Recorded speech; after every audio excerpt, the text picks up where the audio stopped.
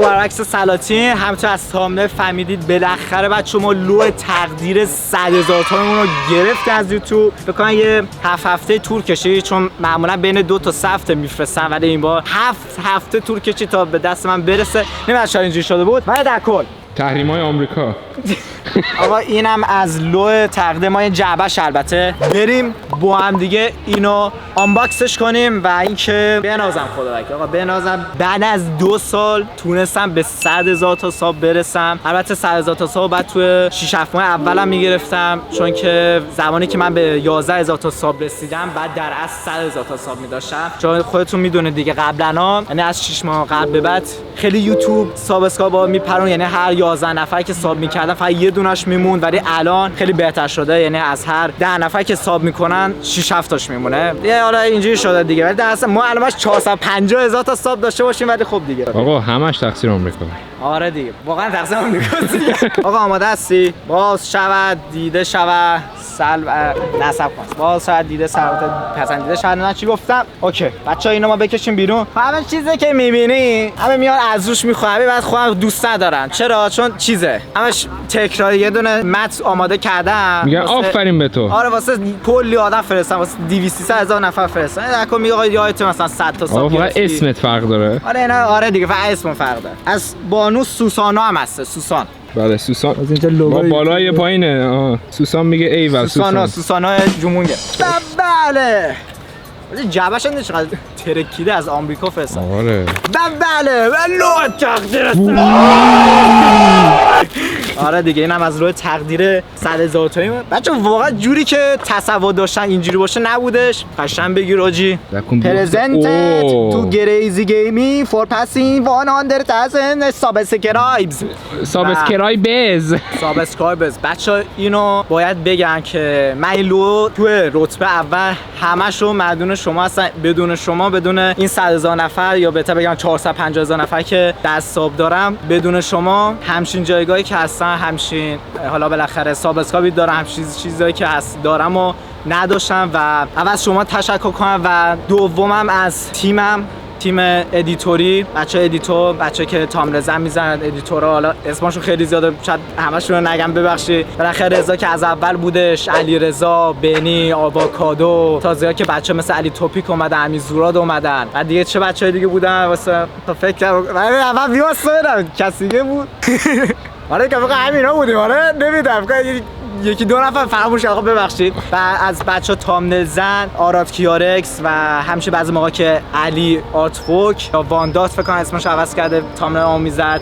و اینکه از بچه ادمین دانیال، از کلا بعد اینو با کمک بچه میشه گفت 20 نفر من گرفتن. چون وقتی همه یوتیوبرها میبینن میگن آقا مثلا ما خیلی تلاش کردیم موجود داستا، ولی از نظر من با تیمم تلاش کردم و من تنها نبودم که به این رسیدم. در جایگاه آخرم از خودم تشکر میکنم. دکو بچه با کلی سختی، یعنی واقعا بچه دهنم صاف شد. از 2 سال پیش با موبایل من شروع کردم، یعنی 1 سال با موبایل ضبط میکردم، ادیت میکردم، واقعا خیلی سخت بود با موبایل. یعنی دهنم من صاف میشد، یعنی بعضی موقع بودش که نمیتونستم بیشتر ادیت کنم، انقدر لگ میشد، انقدر مثلا لایه میومد رو هم انقدر لگ میشد. بعدش تونستم برای 1 سال پول جمع بکنم و بتونم پی سی بگیرم. همیشه دوست داشتم که بیام جی تی ماد درست کنم، یعنی ویدیو از جی تی اینا که همونطور دارین میبینین دیگه کانتنتام بیشتر از جی تی شده. و اینکه میدونن که خیلی از کسایی که ویدیوهای منو نگاه میکنن اکثرشون سنشون پایین 18 سال هستش، یعنی از 5 سال شروع میشه تا حالا 18 سال و اجور داستانا رو به بالاتر به ندرت. و پیشنهادی که من به این افراد میکنم اینه که سعی بکنین تو سن کمی که هستی از سنتون استفاده کن، از زمان خالی که دارین استفاده بکن. شاید الان شما تو سنی هستین که نه دغدغه فکری مالی دارین، نه دغدغه نمیدونم خانواده‌ای دارین که استرسش رو داشته باشه. میگین چی میگن؟ یعنی تایم کلی تجربه کسب کردن. برید مثلا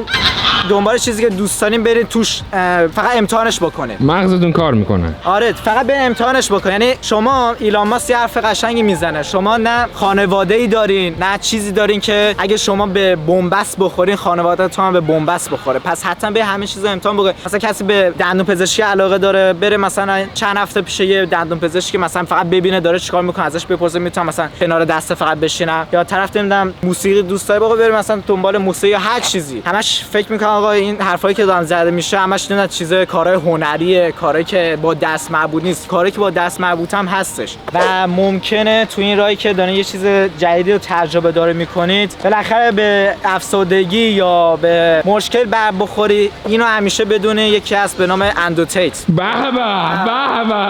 حرف قشنگی میزنه، میگه آقا من جبن از صدای آب میاد بذار بریم اون وقت. آره یه حرف قشنگی میزنه، میگه که من هیچ وقت به افسردگی و ناراحتی اینا باور ندارم. چرا؟ چون باور داشتن خیلی قدرت داره. یعنی کسی بدون رو چیزی که باور داره روش مصممه. عین دین میمونه. دین همینطوری مثلا من دینم خب اسلامه، یکی بیاد به من بگه آقا بیا الکل بخور، من میگن نه. یعنی 10,000 تا 20,000 تا پول بده بگه آقا بیا الکل بخور، من میگن نه من نمیتونم. 1 میلیون چی؟ چون چرا؟ یک والا